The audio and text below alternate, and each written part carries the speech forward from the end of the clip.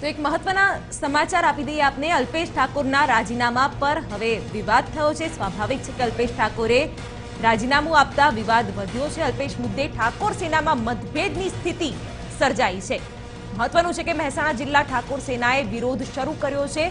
રામુજી ઠાકોરે અલ્પેશ ઠાકોર પર આક્ષેપ મૂક્યો છે। ભાજપના ઇશારે રાજીનામાનો નિર્ણય લેવાયો હોવાનો રામુજી ઠાકોરે આક્ષેપ કર્યો છે। ઠાકોર સેના કોર કમિટી અલ્પેશ ઠાકોરના રાજીનામા પર સવાલ ઊભા કર્યા છે। તો હવે જે ઠાકોર સમાજ માટે અલ્પેશ ઠાકોરે કોંગ્રેસમાંથી રાજીનામું આપ્યું છે તેવો દાવો કર્યો છે।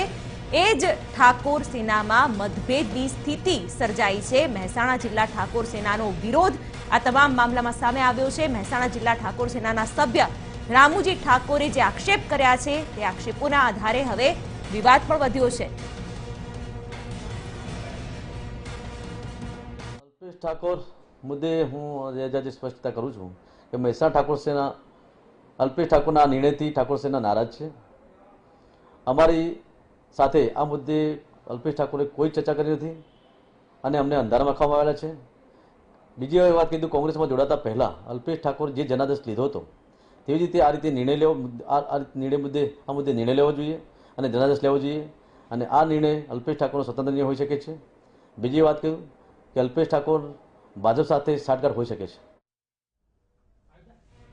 ત્યારે અલ્પેશ મુદ્દે ઠાકોર સેનામાં મતભેદની પરિસ્થિતિ મહેસાણા જિલ્લા ઠાકોર સેનાનો આ વિરોધ છે અને એ અંગે નિવેદન પણ આપ્યું કે વ્યક્તિગત મહત્વાકાંક્ષા સંતોષવા માટે ભાજપના ઇશારે અલ્પેશ ઠાકોરે કોંગ્રેસમાંથી રાજીનામું આપ્યું છે। જો કે અલ્પેશ ઠાકોરે પ્રેસ કોન્ફરન્સમાં એ બાબતનો સ્પષ્ટ ઇનકાર કરી દીધો છે કે હાલ ભાજપમાં જોડાવાનો કોઈ વિચાર નથી અને કોંગ્રેસ સામે અણગમાને લીધે કોંગ્રેસમાંથી રાજીનામું આપ્યું છે। તે બાબતે અલ્પેશ ઠાકોરે નિવેદન આપ્યું।